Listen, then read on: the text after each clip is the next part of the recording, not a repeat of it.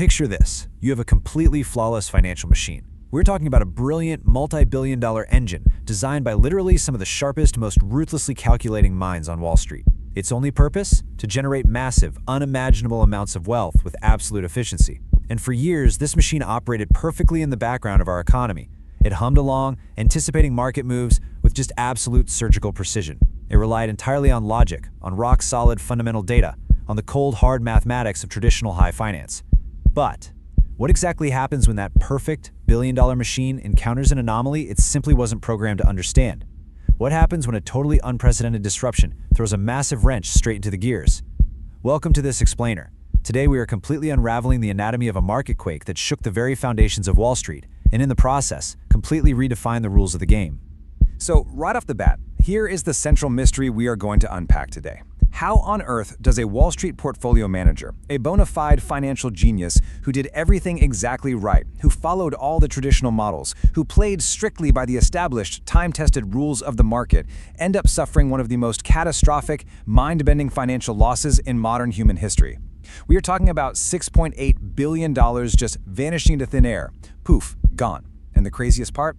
The story we're diving in today isn't some wild true crime case of embezzlement or corporate fraud. No, it's actually something much more fascinating. It's a story about the absolute hubris of data, the terrifying power of crowds, and a monumental blind spot that literally cost a billionaire his entire empire. But look, to really understand this spectacular collapse, we first need to understand the absolute unbridled success that came before it. And that number right there brilliantly illustrates where our story truly begins. A staggering, almost unbelievable 47% return in just the first year of operation for a hedge fund called Melvin Capital. The man behind that massive number is Gabriel Plotkin. Now, Plotkin wasn't some random outsider. He was basically Wall Street royalty in the making. He learned the ropes under legendary billionaire investors, guys like Griffin and Steve Cohen. In late 2014, Plotkin decided it was time to strike out on his own. He launched Melvin Capital with nearly $1 billion in seed money. He actually named the firm after his grandfather, a convenience store owner, because he wanted the fund to represent those old-school values of hard work and excellence. And man, the results were immediate and completely explosive. By 2015, that 47% return placed Melvin Capital second on Bloomberg's list of top-performing billion-dollar funds. Plotkin was a total star. His firm was being hailed as an unstoppable force in the financial world. But you have to ask yourself, what was his secret? Well, Melvin Capital definitely wasn't just getting lucky. They had a strict formula, and for years it seemed, well, entirely flawless. Plotkin himself described his fund as a highly human-intensive place, meaning they didn't just blindly rely on computer algorithms to do the heavy lifting. They employed literal armies of elite analysts to conduct deep, extensive fundamental research on companies. They would sometimes study a single business for literally years before making a move. They specialized mostly in the consumer and technology sectors. So when they saw a company innovating and growing, they bought the stock for the long haul. Makes sense, right? But they had another equally intense focus, betting massively against failing companies. If their mountains of research showed that a business model was totally outdated, overvalued, or just plain doomed to fail, Melvin Capital would bet heavily against it. And this specific, aggressive tactic was incredibly lucrative for them. In fact, in that blockbuster 2015 year we just talked about, nearly 2/3 of their massive returns came directly from these negative bets. Okay, so this brings us to an absolutely crucial point. We need to understand exactly how you place a bet against a company. In the finance world, this is called short selling. Now, the basic concept is deceptively simple, but it is incredibly vital to the mystery we are solving today.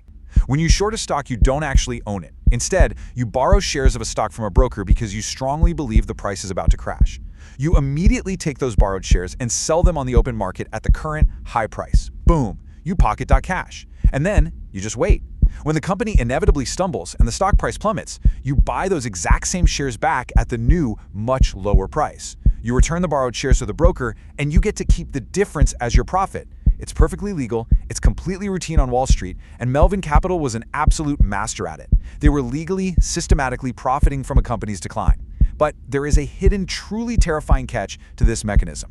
And right here is where that perfect, flawless machine begins to show a massive, fatal vulnerability. You see, when you buy a regular stock, your risk is mathematically capped. If you buy a stock for $10, the absolute worst thing that can happen is the company goes bankrupt and the stock goes to zero. You lose $10. Painful, but contained. But short selling contains infinite risk. Here's how a phenomenon called a short squeeze can absolutely destroy a portfolio. Imagine you've borrowed and sold the stock, and you're waiting for the price to drop. But suddenly, against all your data, the stock price unexpectedly rises instead. Remember, you have an obligation to buy those shares back eventually to return them to the broker. As the price skyrockets, your potential losses multiply exponentially because there is literally no ceiling to how high a stock price can go. The short seller is eventually forced to buy back the shares at any astronomical price, just to close out their position and stop the bleeding. But here's the kicker. A rising stock literally forces short sellers to buy, which in turn drives the price up even higher, which forces even more short sellers to buy. It becomes a vicious, limitless cycle of total financial destruction. So the stage for this massive market earthquake was set by Melvin Capital's primary target, a company called GameStop. Now, for most of us, GameStop was just that, familiar, kind of nostalgic brick-and-mortar video game retailer you'd see hanging on in the local shopping mall. But for Wall Street, it was a dinosaur just waiting to go extinct. GameStop was severely struggling to survive this massive industry shift. Everyone was moving away from physical game discs and toward digital internet downloads. And then, the 2020 global pandemic hit. It locked people in their homes and accelerated that digital trend even faster.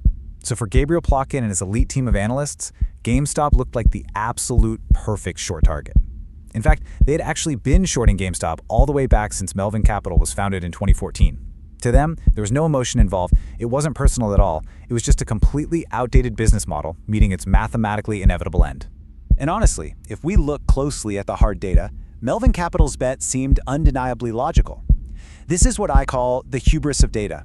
In 2017, GameStop managed to squeak out a fairly modest net income of $34.7 million. But by 2018, look at that, a devastating net loss of $673 million. 2019, another massive hit, losing over $470 million. By the time 2020 rolled around, GameStop was just bleeding hundreds of millions of dollars year over year. From a pure, fundamental research perspective, every single metric indicated this company was a rapidly sinking ship. Plotkin wasn't just guessing wildly. The data explicitly told him GameStop was going to zero. So, Melvin Capital, along with several other massive Wall Street hedge funds, placed immense, highly confident bets against the retailer. But here is where it gets crazy. In their absolute confidence, Wall Street created a massive structural vulnerability, and it is perfectly captured in this totally unbelievable number: 140%. Wall Street hedge funds were so incredibly certain of GameStop's demise that they had collectively shorted 140% of GameStop's available public float. Now you might be scratching your head wondering, wait, how can you short more than 100% of a company? Well, it happens because shares can be borrowed, sold short, bought by someone else, and then lent out and shorted again by another fund. It's like a weird financial echo chamber. But by doing this to such an extreme degree, these hedge funds left massive glaring footprints in the publicly available market data. Analysts at Goldman Sachs actually noted later that short interest exceeding 100% of a company had only happened 15 times in the prior 10 years. The trap was completely set, but the smartest guys in the room didn't realize they were the ones standing right inside it. And here, my friends, is exactly where the traditional financial models completely break down and our story shifts into high gear. An anomaly entered the market. And it wasn't a rival hedge fund, it wasn't a sudden change in interest rates, and it definitely wasn't a new piece of government regulation. It was an online message board, specifically a subreddit called r/WallStreetBets. Now, this was a sprawling, chaotic community of millions of retail traders, regular people, lots of them young, who actually described their own form as like 4chan found a Bloomberg terminal. They completely ignored traditional fundamental investment practices, they used bizarre, colorful internet jargon, they shared wild stories of highly leveraged risky bets, they were utterly chaotic, entirely decentralized, and completely 100% unpredictable to the suits sitting in Manhattan high-rises. And by late 2020, this collective internet hive mind was starting to notice those massive arrogant footprints Melvin Capital had left behind. Before long, these retail traders crowdsourced a devastating playbook. They looked at that absurd 140% short interest data, and they realized something huge. The massive hedge funds were incredibly vulnerable to an infinite risk loop. Add in a major catalyst, activist investor and e-commerce billionaire Ryan Cohen officially joining GameStop's board in January 2021, and they suddenly had the perfect storm.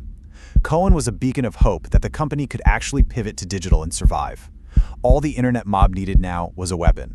Enter no-fee trading apps like Robinhood. These apps allowed millions of everyday people to buy fractional shares and highly powerful options contracts directly from their smartphones while sitting on the couch. Operating collectively, this decentralized mob realized that if they just coordinated, bought the stock, and totally refused to sell, if they simply held the line, they could force a multi-billion-dollar short squeeze. What happened next in January 2021 was an absolute unmitigated frenzy. On January 11th, the stock jumped as Reddit users started heavily praising Cohen's arrival and began openly calling on each other to squeeze the short sellers. Wall Street analysts just scoffed at them, confidently predicting the stock would immediately plummet back down to $20. But the Reddit movement? It only gained momentum. By January 22nd, the price was rocketing past $43 a share. Melvin Capital was now severely hemorrhaging cash as their highly calculated short position began to completely blow up in their faces. On January 25th, GameStop hit nearly $77 a share. Over 175 million shares traded hands in a single day. The collective, sheer buying power of millions of regular people glued to their smartphones was literally overpowering the multi-billion-dollar hedge funds. And then, boom, we reach the absolute climax. Between January 11th and January 27th, GameStop's stock price exploded by a mind-bending 1,727%. It went from a struggling $19 a share to a pre-market value of over $500 a share. This wasn't just a market rally anymore. This was sheer market violence. Melvin Capital, who had bet so heavily against the stock, was now trapped on the incredibly wrong side of that infinite risk equation. Because they were legally obligated to buy back shares at these new astronomical prices, Gabe Plotkin's perfect, flawless machine was literally being bled dry. At the absolute height of the squeeze, Melvin Capital was reportedly losing over $1 billion a day. $1 billion, a single day. The situation was completely unprecedented in financial history, and it pushed the once invincible fund to the very brink of total, catastrophic annihilation. The financial carnage was so incredibly severe that a desperate, massive rescue mission had to be mounted immediately. Melvin Capital needed a cash infusion that was almost unheard of in the modern hedge fund world. On January 25th, Plotkin had to swallow his pride and turn to his former Wall Street mentors for a bailout. Citadel, run by Griffin, injected a massive $2 billion into Melvin. Point72, run by Steve Cohen, ponied up another $750 million. That is a $2.75 billion lifeline thrown straight into the middle of a hurricane just to keep Melvin Capital from going totally bankrupt. In return, they took non-controlling revenue shares. It was an absolutely massive, highly coordinated gamble by the titans of Wall Street, desperately trying to plug a hole in a dam that was being actively destroyed by a flood of internet day traders. Yet, here's what's so fascinating. Even as their traditional market mechanics were failing them in real time, Wall Street's arrogance remained completely untouched. On January 26th, right smack in the middle of this historic market quake, Steve Cohen, the billionaire CEO of Point72, who literally just helped bail out Melvin Capital, logged onto Twitter. He tweeted, "Hey stock jockeys, keep bringing it." It was a total taunt, a blatant challenge to the retail traders. It showed that the old guard still fundamentally believed they were untouchable, that this whole internet mob thing was just a temporary, annoying nuisance that would eventually run out of steam and, more importantly, run out of money. But Wall Street was vastly underestimating the resolve and the sheer collective capital of the everyday retail investor.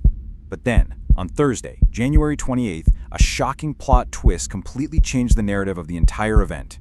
Just as the short squeeze was reaching its absolute, frantic peak, the system inexplicably froze.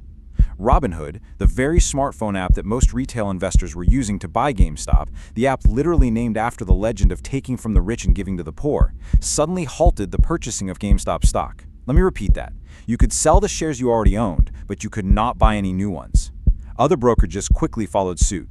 With the buying pressure artificially and abruptly completely cut off, the price of GameStop instantly crashed, losing half its value in a flash. The retail traders were completely locked out of the market, right at the exact moment they were winning. Now, to understand why this bizarre freeze happened, we really have to look at the hidden plumbing of the stock market, specifically a concept called payment for order flow, or PFOF. See, Robinhood offers free trading to its millions of users, but as we all know, nothing in life is actually free. Robinhood makes its money by taking its users' order data and selling it to massive market makers who actually execute the trades. And who exactly was one of the biggest buyers of Robinhood's order flow? Citadel Securities. Now, if you've been paying close attention, that name should definitely ring a bell. Citadel Securities is a separate entity, but it operates under the exact same umbrella as the hedge fund that just provided a $2 billion bailout to Melvin Capital. Suddenly, the retail traders realized that the free app they were using was deeply financially reliant on the very Wall Street titans they were currently squeezing. As you can probably imagine, the public fallout from this was instantaneous and utterly massive. To millions of retail investors watching this unfold, the perception was incredibly clear. The game had been completely rigged. They vehemently accused the entire financial system of stepping in to protect multi-billion-dollar hedge funds from suffering any further losses at the hands of the working class. The sentiment was basically this: if a retail trader makes a bad bet, they just go bankrupt. But when Wall Street makes a bad bet, the system literally unplugs the buy button. That was the explosive narrative spreading like wildfire across the internet, leading directly to immediate sweeping class action lawsuits and very loud demands for serious regulatory investigations. So you end up with two completely polarizing views of this unprecedented moment. On one side, you have the official defense from Robinhood and its CEO, Vlad Tenev. They vehemently, repeatedly denied any sort of backroom conspiracy. Their explanation was deeply technical. They stated that the massive, historic volatility of GameStop stock triggered automated clearinghouse rules. Basically, the back-end plumbing of the market demanded billions of dollars in collateral that Robinhood simply did not have on hand, forcing them to restrict trading merely to protect their own basic solvency. But on the other side, you have the fiery retail outrage. To the general public, the dense technicalities didn't matter one bit. They perceived a massive, blatant conflict of interest. They looked at the payment for order flow model as absolute proof that the fundamental mechanics of the market inherently favored the institutional giants over the individual investor. Eventually, the frenetic, explosive energy of the squeeze subsided, but it left behind a very somber wreckage for the Wall Street establishment. Gabe Plotkin was dragged before congressional hearings to testify under oath about exactly what happened. Melvin Capital had officially closed its short position in late January, having suffered a truly devastating 53% loss for the month. Now, for the rest of the year, they desperately tried to claw their way back, but the damage to the perfect machine was terminal. By the end of 2021, while the broader stock market was up nearly 30%, Melvin Capital finished down nearly 39%. Finally, despite exhaustive efforts to launch new funds and recover client trust, the writing was clearly on the wall. In May 2022, Gabe Plotkin announced that Melvin Capital was officially shutting its doors forever and returning what little was left of the money to its investors. And that finally brings us to the staggering final tally of this incredible financial thriller. Negative $6.8 billion. That is the jaw-dropping amount of wealth completely eradicated from Gabe Plotkin's firm. It stands as a monumental testament to exactly what happens when highly traditional financial logic collides head-on with a decentralized, highly motivated internet mob. The perfect Wall Street machine relied entirely on predictable data, but it simply couldn't compute the entirely unpredictable nature of millions of regular people acting in unison for a cause. The hedge fund did everything exactly by the textbook, but the Reddit traders essentially rewrote that book in real time. They forced a historic, crippling loss on a billionaire and proved, once and for all, that the massive footprint of the traditional short seller is a highly, highly vulnerable target. Which leaves us with a deeply provocative final thought. After all the dust has completely settled, after the heated congressional hearings have ended, and after the billions of dollars have been lost, who really controls the market today? For decades, the answer was incredibly simple: Wall Street. But the whole GameStop saga proved that a totally new player has entered the arena. Equipped with zero-fee trading apps, the connective power of social media, and sheer collective willpower, the everyday retail investor showed they can literally bring financial titans to their knees. Can the Wall Street Goliath ever truly afford to ignore the retail David again, or is the market forever changed by the incredible events of January 2021? I want you to think about that the next time you open up your investment app. Thanks so much for joining me on this explainer. Keep questioning the data, and I'll see you next time.